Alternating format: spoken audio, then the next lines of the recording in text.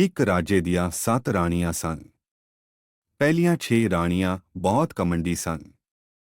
ਛੋਟੀ ਰਾਣੀ ਸ਼ਾਂਤ ਸੁਭਾਅ ਵਾਲੀ ਸੀ, ਇਸ ਲਈ ਰਾਜਾ ਛੋਟੀ ਰਾਣੀ ਨੂੰ ਸਭ ਤੋਂ ਵਧੇਰੇ ਪਿਆਰ ਕਰਦੇ ਸਨ। ਬਹੁਤ ਸਮੇਂ ਤੱਕ ਰਾਜੇ ਨੂੰ ਕੋਈ ਸੰਤਾਨ ਨਹੀਂ ਹੋਈ।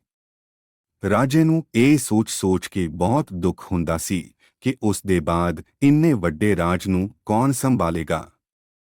ਕੁਝ ਸਮੇਂ ਬਾਅਦ ਛੋਟੀ ਰਾਣੀ ਗਰਭਵਤੀ ਹੋ ਗਈ। ਰਾਜੇ ਦੀ ਖੁਸ਼ੀ ਦਾ ਕੋਈ ਠਿਕਾਣਾ ਨਾ ਰਿਹਾ। ਰਾਜੇ ਨੇ ਸਾਰੇ ਰਾਜ ਵਿੱਚ ਘੋਸ਼ਣਾ ਕਰਵਾਈ ਕਿ ਰਾਜ ਭੰਡਾਰ ਖੋਲ੍ਹ ਦਿੱਤਾ ਗਿਆ ਹੈ। ਮੋਤੀ, ਹੀਰੇ, ਮਿਠਾਈ, ਜਿਸ ਨੂੰ ਜੋ ਚਾਹੀਦਾ ਹੈ, ਜਿੰਨਾ ਚਾਹੀਦਾ ਹੈ, ਲੈ ਜਾਵੇ। ਵੱਡੀਆਂ ਰਾਣੀਆਂ ਈਰਖਾ ਨਾਲ ਸੜਬੁੰਨ ਗਈਆਂ। ਰਾਜੇ ਨੇ ਆਪਣੇ ਅਤੇ ਛੋਟੀ ਰਾਣੀ ਦੇ ਕਮਰੇ ਵਿੱਚ ਸੋਨੇ ਦੀ ਜੰਜੀਰ ਬੰਨ੍ਹ ਦਿੱਤੀ ਅਤੇ ਕਿਹਾ, ਜਦੋਂ ਬੱਚਾ ਹੋਵੇ ਤਾਂ ਇਹ ਜੰਜੀਰ ਹਿਲਾ ਦੇਂ, ਮੈਂ ਆ ਕੇ ਬੱਚੇ ਦਾ ਮੂੰਹ ਵੇਖਾਂਗਾ। ਇਹ ਕਹਿ ਕੇ ਉਹ ਰਾਜ ਦਰਬਾਰ ਚਲੇ ਗਏ। ਜਦੋਂ ਛੋਟੀ ਰਾਣੀ ਨੂੰ ਬੱਚਾ ਹੋਵੇ ਤਾਂ ਉਸ ਦੇ ਕੋਲ ਘਰ ਵਿੱਚ ਕੌਣ ਰਹੇਗਾ? ਇਹ ਸਵਾਲ ਉੱਠਿਆ ਤਾਂ ਵੱਡੀਆਂ ਰਾਣੀਆਂ ਨੇ ਕਿਹਾ ਕਿ ਇਸ ਕੰਮ ਲਈ ਦਾਸੀਆਂ ਦੀ ਸੇਵਾ ਕਿਉਂ ਲਵਾਈ ਜਾਵੇ? ਇਹ ਕੰਮ ਅਸੀਂ ਖੁਦ ਕਰਾਂਗੀਆਂ। ਵੱਡੀਆਂ ਰਾਣੀਆਂ ਛੋਟੀ ਰਾਣੀ ਦੇ ਕਮਰੇ ਵਿੱਚ ਗਈਆਂ ਅਤੇ ਜੰਜੀਰ ਹਿਲਾ ਦਿੱਤੀ।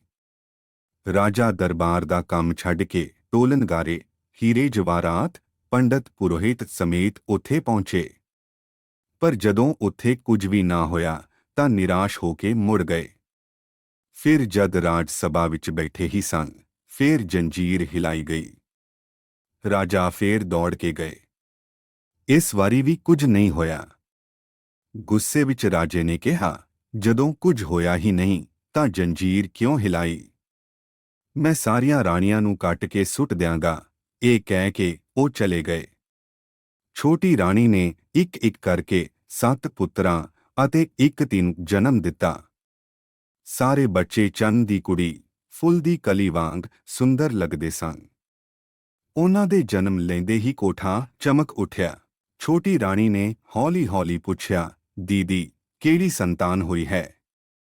ਵੱਡੀਆਂ ਰਾਣੀਆਂ ਨੇ ਛੋਟੀ ਰਾਣੀ ਦੇ ਸਾਹਮਣੇ ਮੂੰਹ ਵਿਲਾ ਕੇ, ਹੱਥ ਹਿਲਾ ਕੇ ਕਿਹਾ, ਸੰਤਾਨ ਨਹੀਂ ਹਾਥੀ। ਹੂੰ, ਤੂੰ ਤਾਂ ਕੁਝ ਚੂਹਿਆਂ ਅਤੇ ਮੇਨੜਕਾਂ ਨੂੰ ਜਨਮ ਦਿੱਤਾ ਹੈ। ਇਹ ਸੁਣਦੇ ਹੀ ਛੋਟੀ ਰਾਣੀ ਬੇਹੋਸ਼ ਹੋ ਗਈ। ਨਿਰਦਈ ਵੱਡੀਆਂ ਰਾਣੀਆਂ ਨੇ ਘੰਟੀ ਨਹੀਂ ਵਜਾਈ ਅਤੇ ਚੁੱਪਚਾਪ ਚਲਾਕੀ ਦੀ ਯੋਜਨਾ ਬਣਾਉਣ ਲੱਗ ਪਈਆਂ। ਉਹਨਾਂ ਨੇ ਇੱਕ ਗਮਲੇ ਵਿੱਚ ਸਾਰੇ 8 ਨਵਜਾਤ ਬੱਚਿਆਂ ਨੂੰ ਪਾਇਆ ਅਤੇ ਹਵੇਲੀ ਦੇ ਪਿੱਛੇ ਬਾਗ ਵਿੱਚ ਇੱਕ ਖੱਡ ਖੋਦ ਕੇ ਉਹਨਾਂ ਨੂੰ ਦੱਬ ਦਿੱਤਾ। ਵਾਪਸੀ ਤੇ ਉਹ ਕੁਝ ਚੂਹਿਆਂ ਅਤੇ ਮੇਨੜਕਾਂ ਦੇ ਬੱਚਿਆਂ ਨੂੰ ਇੱਕ ਟੋਕਰੀ ਵਿੱਚ ਰੱਖ ਕੇ ਲੈ ਆਇਆ ਅਤੇ ਛੋਟੀ ਰਾਣੀ ਦੇ ਕੋਲ ਰੱਖ ਕੇ ਘੰਟੀ ਵਜਾ ਦਿੱਤੀ। ਫਿਰ ਰਾਜਾ ਟੋਲਨਗਾਰੇ, ਸਾਜ ਸਮਾਨ, ਰਤਨ ਮਾਨਕ, ਨੌਕਰ ਚਾਕਰ, ਪੰਡਤ ਪੁਰੋਹਿਤ ਸਮੇਤ ਆ ਪਹੁੰਚੇ। ਵੱਡੀਆਂ ਰਾਣੀਆਂ ਨੇ ਦੁਖੀ ਹੋ ਕੇ ਅੰਸੂ ਪਹੁੰਚਣ ਦਾ ਨਾਟਕ ਕੀਤਾ ਅਤੇ ਚੂਹਿਆਂ ਤੇ ਮੇਨੜਕਾਂ ਵਾਲੀ ਟੋਕਰੀ ਰਾਜੇ ਦੇ ਸਾਹਮਣੇ ਰੱਖ ਦਿੱਤੀ। ਉਹਨੂੰ ਵੇਖਦੇ ਹੀ ਰਾਜਾ ਗੁੱਸੇ ਨਾਲ ਅੱਗ ਵਾਂਗ ਪਛੜਕ ਉੱਠੇ। ਉਹਨਾਂ ਨੇ ਤੁਰੰਤ ਹੁਕਮ ਦਿੱਤਾ ਕਿ ਇਹਨਾਂ ਚੂਹਿਆਂ ਅਤੇ ਮੇਨੜਕਾਂ ਨੂੰ ਜ਼ਮੀਨ ਵਿੱਚ ਗੱਡ ਦਿਓ ਅਤੇ ਨਾਲ ਹੀ ਛੋਟੀ ਰਾਣੀ ਨੂੰ ਮਹਿਲ ਤੋਂ ਕੱਢ ਦੇਣ ਦਾ ਫੈਸਲਾ ਕੀਤਾ। ਵੱਡੀਆਂ ਰਾਣੀਆਂ ਦੀ ਤਾਂ ਖੁਸ਼ੀ ਦਾ ਠਿਕਾਣਾ ਨਾ ਰਿਹਾ। ਉਹਨਾਂ ਦੀਆਂ ਅੱਖਾਂ ਦੀ ਕੰਟਕ ਸਦਾ ਲਈ ਦੂਰ ਹੋ ਗਈ ਸੀ।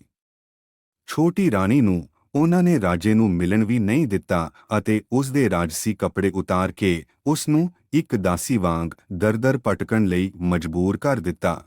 ਦਿਨ ਲੰਘਦੇ ਗਏ। ਵੱਡੀਆਂ ਰਾਣੀਆਂ ਦੀ ਮੌਜ ਹੋ ਗਈ, ਪਰ ਰਾਜਾ ਉਦਾਸ ਰਹਿਣ ਲੱਗ ਪਏ। ਉਹਨਾਂ ਦੇ ਮਨ ਦੀ ਸ਼ਾਂਤੀ ਖੋ ਗਈ। ਕਿਸੇ ਵੀ ਕੰਮ ਵਿੱਚ ਮਨ ਨਹੀਂ ਲੱਗਦਾ ਸੀ। ਰਾਜੇ ਦੇ ਬਾਗ ਵਿੱਚ ਫੁੱਲ ਵੀ ਨਹੀਂ ਖਿੜਦੇ ਸਨ। ਰਾਜੇ ਨੇ ਤਾਂ ਪੂਜਾ-ਪਾਠ ਕਰਨਾ ਵੀ ਛੱਡ ਦਿੱਤਾ ਸੀ। ਇੱਕ ਦਿਨ ਅਜੀਬ ਘਟਨਾ ਵਾਪਰੀ। ਰਾਜੇ ਦੇ ਮਾਲੀ ਨੇ ਦੇਖਿਆ ਕਿ ਬਗੀਚੇ ਵਿੱਚ ਚੰਪੇ ਦੇ ਸਾਥ ਅਤੇ ਚਮੇਲੀ ਦਾ ਇੱਕ ਫੁੱਲ ਖਿੜਿਆ ਹੋਇਆ ਹੈ। ਉਸਨੇ ਰਾਜੇ ਨੂੰ ਇਹ ਗੱਲ ਦੱਸ ਦਿੱਤੀ। ਰਾਜੇ ਨੇ ਹੁਕਮ ਦਿੱਤਾ, ਉਹ ਫੁੱਲ ਤੋੜ ਕੇ ਲਿਆ। ਅੱਜ ਮੈਂ ਉਹਨਾਂ ਫੁੱਲਾਂ ਨਾਲ ਹੀ ਪੂਜਾ ਕਰਾਂਗਾ। ਮਾਲੀ ਫੁੱਲ ਤੋੜਨ ਬਗੀਚੇ ਵਿੱਚ ਗਿਆ। ਉਸ ਨੂੰ ਵੇਖਦੇ ਹੀ ਚਮੇਲੀ ਦੇ ਫੁੱਲ ਨੇ ਚੰਪੇ ਦੇ ਫੁੱਲਾਂ ਨੂੰ ਆਖਿਆ, ਸਤ ਪਰਾ ਚੰਪਾ, ਜਾਗੋ ਰੇ ਜਾਗੋ। ਤੁਰੰਤ ਚੰਪੇ ਦੇ ਸਾਰੇ ਫੁੱਲ ਇਕੱਠੇ ਕਹਿਣ ਲੱਗ ਪਏ, ਕੀ ਹੋਇਆ ਭੈਣ ਚਮੇਲੀ, ਸਾਨੂੰ ਕਿਉਂ ਬੁਲਾ ਰਹੀ ਹੈ? ਚਮੇਲੀ ਨੇ ਕਿਹਾ, ਰਾਜੇ ਦਾ ਮਾਲੀ ਆਇਆ ਹੈ, ਕੀ ਉਹਨੂੰ ਫੁੱਲ ਤੋੜਨ ਦਿਆਂਗੇ ਜਾਂ ਨਹੀਂ? ਇਹ ਸੁਣਦੇ ਹੀ ਚੰਪੇ ਦੇ ਸੱਤੋਂ ਫੁੱਲ ਉੱਪਰ ਉੱਠ ਗਏ ਅਤੇ ਇੱਕ ਸੁਰ ਵਿੱਚ ਕਹਿਣ ਲੱਗੇ, ਨਹੀਂ ਦੇਵਾਂਗੇ, ਨਹੀਂ ਦੇਵਾਂਗੇ ਫੁੱਲ। ਤੇ ਹੋਰ ਉੱਪਰ ਉਠਾਗੇ, ਪਹਿਲਾਂ ਆਏ ਰਾਜਾ, ਤਦ ਹੀ ਦੇਵਾਂਗੇ ਫੁੱਲ। ਇਹ ਦੇਖ ਕੇ ਮਾਲੀ ਹੈਰਾਨ ਰਹਿ ਗਿਆ। ਉਸਨੇ ਆਪਣੇ ਜੀਵਨ ਵਿੱਚ ਐਸਾ ਚਮਤਕਾਰ ਕਦੇ ਨਹੀਂ ਦੇਖਿਆ ਸੀ। ਉਹ ਫੁੱਲਾਂ ਦੀ ਟੋਕਰੀ ਸੁੱਟ ਕੇ ਦੌੜਦਾ ਹੋਇਆ ਰਾਜੇ ਕੋਲ ਗਿਆ ਤੇ ਸਾਰੀ ਗੱਲ ਦੱਸੀ। ਇਹ ਸੁਣ ਕੇ ਰਾਜਾ ਵੀ ਹੈਰਾਨ ਰਹਿ ਗਿਆ। ਉਹ ਤੁਰੰਤ ਸਾਰੇ ਦਰਬਾਰੀਆਂ ਨਾਲ ਉੱਥੇ ਪਹੁੰਚਿਆ। ਜਦ ਰਾਜਾ ਫੁੱਲ ਤੋੜਨ ਲਈ ਅੱਗੇ ਵਧਿਆ ਤਾਂ ਚਮੇਲੀ ਨੇ ਫਿਰ ਕਿਹਾ, ਸਤ ਪਰਾ ਚੰਪਾ, ਜਾਗੋ ਰੇ ਜਾਗੋ। ਚੰਪੇ ਦੇ ਫੁੱਲ ਪੁੱਛਣ ਲੱਗੇ, ਕਿਉਂ ਭੈਣ, ਹੁਣ ਕਿਉਂ ਬੁਲਾ ਰਹੀ ਹੈ? ਚਮੇਲੀ ਨੇ ਕਿਹਾ, ਰਾਜਾ ਖੁਦ ਆਏ ਨੇ, ਕੀ ਫੁੱਲ ਤੋੜਨ ਦਿਆਂਗੇ ਜਾਂ ਨਹੀਂ? ਚੰਪੇ ਦੇ ਫੁੱਲ ਹੋਰ ਉੱਪਰ ਚਲੇ ਗਏ ਅਤੇ ਕਹਿਣ ਲੱਗੇ, ਨਹੀਂ ਦੇਵਾਂਗੇ, ਨਹੀਂ ਦੇਵਾਂਗੇ ਫੁੱਲ। ਉੱਪਰ ਹੋਰ ਚੱਲਾਗੇ, ਪਹਿਲਾਂ ਆਏ ਰਾਜੇ ਦੀ ਵੱਡੀ ਰਾਣੀ, ਤਦ ਹੀ ਦੇਵਾਂਗੇ ਫੁੱਲ। ਰਾਜੇ ਨੇ ਵੱਡੀ ਰਾਣੀ ਨੂੰ ਬੁਲਾਇਆ। ਉਹ ਸ਼ੰਖ ਵਜਾਉਂਦੀ ਹੋਈ ਅੱਗੇ ਆਈ। ਉਸ ਨੂੰ ਵੇਖ ਕੇ ਚੰਪੇ ਦੇ ਫੁੱਲ ਕਹਿਣ ਲੱਗੇ, ਨਹੀਂ ਦੇਵਾਂਗੇ, ਨਹੀਂ ਦੇਵਾਂਗੇ ਫੁੱਲ। ਉੱਪਰ ਹੋਰ ਚੱਲਾਂ ਆਗੇ, ਪਹਿਲਾਂ ਆਏ ਮਜਲੀ ਰਾਣੀ, ਤਦ ਹੀ ਦੇਵਾਂਗੇ ਫੁੱਲ। ਫਿਰ ਰਾਜੇ ਨੇ ਮਜਲੀ ਰਾਣੀ ਨੂੰ ਬੁਲਾਇਆ। ਇੱਕ-ਇੱਕ ਕਰਕੇ ਸਾਰੀਆਂ ਰਾਣੀਆਂ ਆਈਆਂ, ਪਰ ਫੁੱਲ ਹਮੇਸ਼ਾ ਉੱਪਰ ਉੱਡਦੇ ਗਏ। ਅਖੀਰ ਰਾਜਾ ਨਿਰਾਸ਼ ਹੋ ਕੇ ਜ਼ਮੀਨ ਤੇ ਬੈਠ ਗਿਆ। ਫੁੱਲ ਕਹਿਣ ਲੱਗੇ, ਨਹੀਂ ਦੇਵਾਂਗੇ, ਨਹੀਂ ਦੇਵਾਂਗੇ ਫੁੱਲ। ਉੱਪਰ ਹੋਰ ਚਲਿਆਂਗੇ, ਪਹਿਲਾਂ ਆਏ ਰਾਜੇ ਦੀ ਛੋਟੀ ਰਾਣੀ, ਤਦ ਹੀ ਦੇਵਾਂਗੇ ਫੁੱਲ। ਪਰ ਛੋਟੀ ਰਾਣੀ ਤਾਂ ਕਿੱਥੇ ਸੀ? ਰਾਜੇ ਨੇ ਨੌਕਰਾਂ, ਰਖਵਾਲਿਆਂ ਤੇ ਸਿਪਾਹੀਆਂ ਨੂੰ ਰਾਜ ਦੇ ਹਰੇਕ ਕੋਨੇ ਵਿੱਚ ਭੇਜ ਦਿੱਤਾ। ਸਾਰੇ ਉਸ ਦੀ ਖੋਜ ਵਿੱਚ ਲੱਗ ਗਏ। ਅਖੀਰ ਉਹ ਮਿਲ ਗਈ। ਉਸ ਦੇ ਕੱਪੜੇ ਫਟੇ ਹੋਏ ਸਨ, ਹੱਥ ਪੈਰ ਗੰਦੇ ਸਨ। ਉਸ ਦੀ ਹਾਲਤ ਬਹੁਤ ਹੀ ਮਾੜੀ ਸੀ। ਉਹ ਉਸੇ ਹਾਲਤ ਵਿੱਚ ਫੁੱਲ ਤੋੜਨ ਲਈ ਅੱਗੇ ਵਧੀ। ਅਚਾਨਕ ਚਮਤਕਾਰ ਹੋ ਗਿਆ। ਸਾਰੇ ਫੁੱਲ ਜ਼ਮੀਨ ਵੱਲ ਥੱਲੇ ਆ ਗਏ। ਚਮੇਲੀ ਦਾ ਫੁੱਲ ਵੀ ਥੱਲੇ ਆ ਗਿਆ। ਚੰਪੇ ਦੇ ਸੱਤੋਂ ਫੁੱਲਾਂ ਵਿੱਚੋਂ 7 ਸੁੰਦਰ ਰਾਜਕੁਮਾਰ ਅਤੇ ਚਮੇਲੀ ਦੇ ਫੁੱਲ ਵਿੱਚੋਂ ਇੱਕ ਅਸਾਧਾਰਨ ਸੁੰਦਰ ਰਾਜਕੁਮਾਰੀ ਨਿਕਲ ਆਏ। ਸਾਰੇ ਮਾਂ ਮਾਂ ਕਹਿੰਦੇ ਹੋਏ ਛੋਟੀ ਰਾਣੀ ਨਾਲ ਲਿਪਟ ਗਏ। ਰਾਜਾ ਸਾਰਾ ਮਾਮਲਾ ਸਮਝ ਗਿਆ। ਉਸ ਦੀਆਂ ਅੱਖਾਂ ਖੁਸ਼ੀ ਦੇ ਆਂਸੂਆਂ ਨਾਲ ਭਰ ਗਈਆਂ।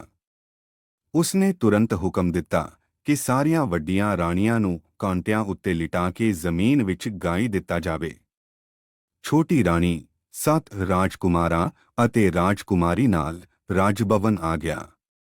ਸਾਰੇ ਰਾਜ ਵਿੱਚ ਖੁਸ਼ੀ ਅਤੇ ਉਤਸ਼ਾਹ ਦੀ ਲਹਿਰ ਛਾ ਗਈ।